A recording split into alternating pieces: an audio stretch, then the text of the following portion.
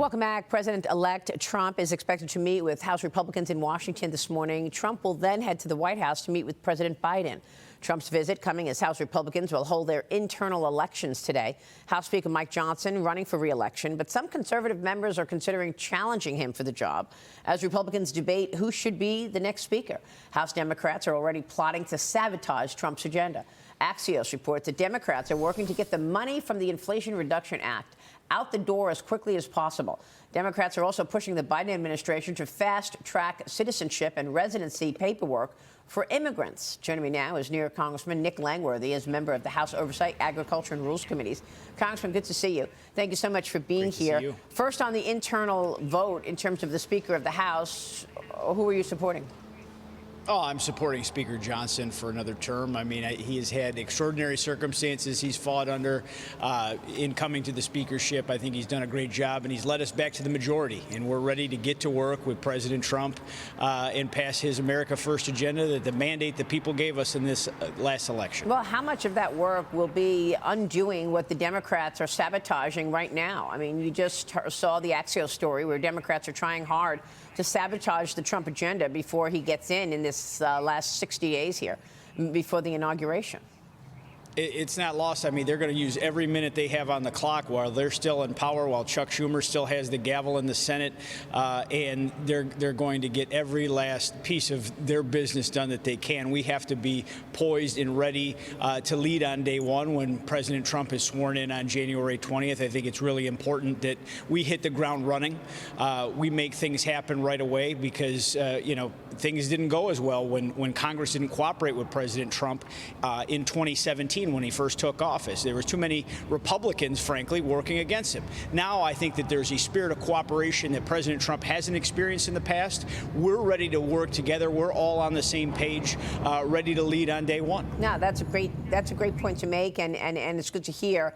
Emily, jump in here. What do you think the Democrats can do? What can they do to stall Trump's agenda or even kill it? I think they have very limited options here. And the question is whether or not the administration pushing money out the door makes it harder to move forward on some of the tax credit repeal or other things that might be challenging. In fact, Congressman, I'd be curious if you think that the administration's desire to spend money, perhaps under the IRA or other policies that they push, will make it harder for House Republicans to actually meet an agenda and get things done in reconciliation on the tax side.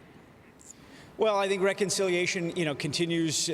Plans continue to move forward, but you have they're trying to preserve every last piece they can. They're trying to spend money that's already been appropriated, get it out the door before anything can be repealed or reconciled. So, I do think that they are going to use every minute right till the 11th hour. I'm sure that they will not leave the Oval Office until they are constitutionally mandated to do.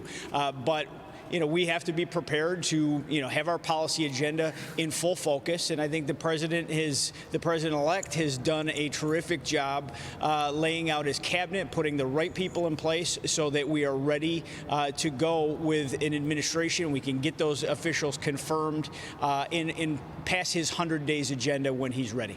What about Speaker Mike Johnson's move this week, sending a letter to all of President Biden's cabinet secretaries, directing them to preserve all records, documents, and communications? Johnson is talking about material related to the border, Afghanistan withdrawal, collusion with social media companies, the weaponization of government, and the anti-Semitism on college campuses, Congressman. What do you want to see in the House, and where is this going? Well, as a member of the House Oversight Committee, I have seen firsthand how the lack of transparency in this Biden administration has been off the charts. I mean, this is probably the least transparent administration in recent memory. They have stonewalled and obstructed every single step of the way. We saw that last year as we were going through everything with the Hunter situation, and they have blockaded really every opportunity they've gotten. So this records preservation is critical. It's the law, frankly. That's the most important factor here. But we need to be able to unwind exactly what happened these last 4 years, what led to the Afghanistan withdrawal that they haven't been honest with. I mean, we saw during the campaign just how dishonest they were every single step of the way. I mean, cooking the books on jobs numbers, going, every single metric that they were able to use on crime statistics. They lied and misled people. These are things that we need to get the full story, because otherwise it's really tough to lead going forward when you don't know where we've been for the last 4 years. And we need to use our full oversight authority to go through that information. Yeah, it's a good point, because for so long we were hearing from the Democrats about how great job creation is until they quietly changed it, and Bureau of Labor Statistics comes out and says, well, 818,000 jobs were actually non-existent. Same with crime. For a little while we're hearing, oh, crime is down. Yeah, don't believe your own eyes. And then of course, quietly, they revised it and said, no, crime is actually up. So I'd like to, will the public know what you find out when you find, when you actually get these documents, and will you be getting them, do you think?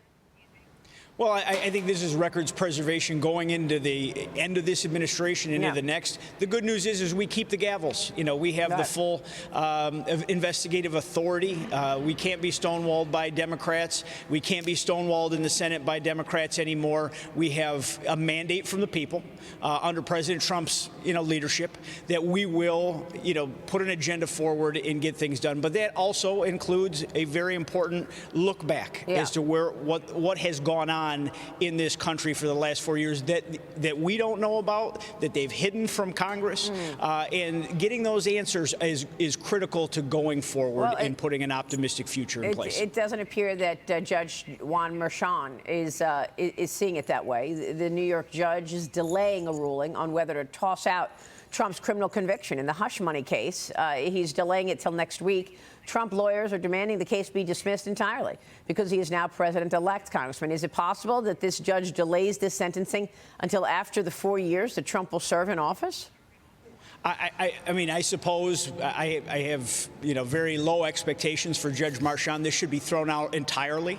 It's impossible to move ahead with this case. I mean, frankly, Kathy Hochul should pardon President Trump from these charges and get on with the business of the American people. The American people clearly don't care about this case. No other American ever would have been prosecuted in this manner. I mean, this is lawfare at its very worst. They weaponized the legal system in the city of New York, in the state of New York, and Kathy Hochul should do the right thing and make this pardon in place so that President Trump can really get to work for the people of New York and the people of the whole country, for that matter. All right, Congressman, we'll be watching all of this. Thanks very much for being here. Nick Langworthy this morning in the Capitol.